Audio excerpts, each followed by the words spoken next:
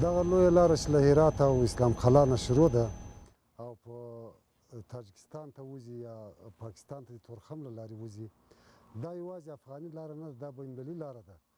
دا ډېر سیاسي او اقتصادي ارزښتونه لري.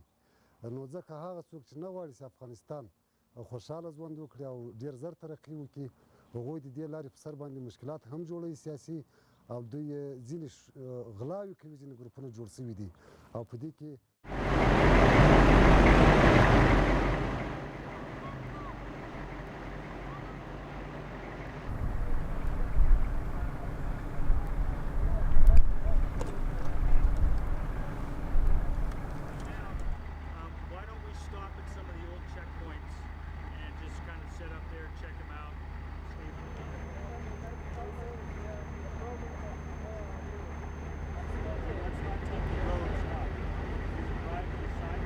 Well, as far as I'm concerned, the police are the linchpin to this whole thing, because unlike the Army or ISAF forces, who are generally don't live amongst the populace, they don't have as much daily contact, whereas the police are walking the beat, or have constant contact with the populace. So they are, to me, they're really the front lines in the fight.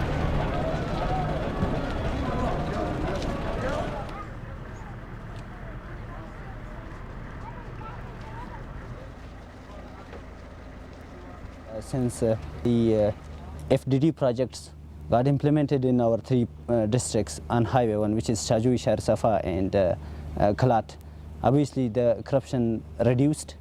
The police are getting paid on the time, and they are obviously performing very nice duties. The community which is living around the Highway 1 are in these three districts where we have the FDD projects. The community are really willing and supporting the ANP, because previously obviously the ANP were not trained. We had not this project, and the police were not able to perform their duties well.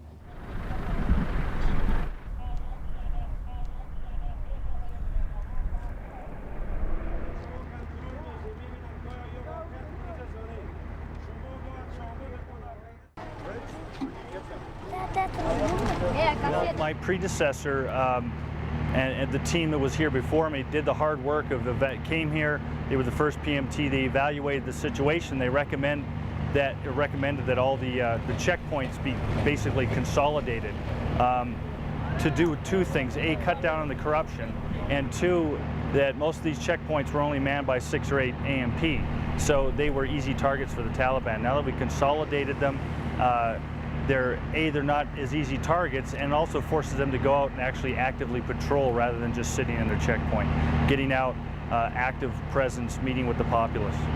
When I talk to civilians from a year ago, the situation has improved vastly. Not only are the police not corrupt, taking bribes, but the people in general feel safer. Now there's always going to be spikes in activity like we're experiencing now, but you know, if the police continue what they do, they patrol, they aggressively go after the Taliban, deter them, capture or kill them, the situation will continue to improve.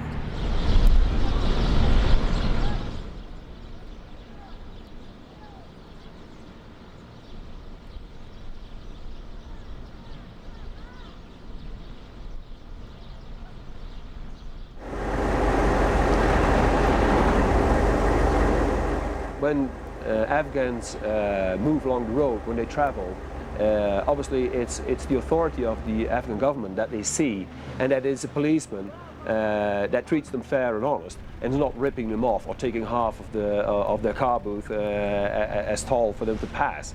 So I think that the FDD program is key. It is key to the success of the freedom of movement for the Afghan people. But also along those routes, usually we have economic development, so that's good. So by having the FDD program, directly and indirectly you are supporting the reconstruction and development, as well as the governance lines of operations.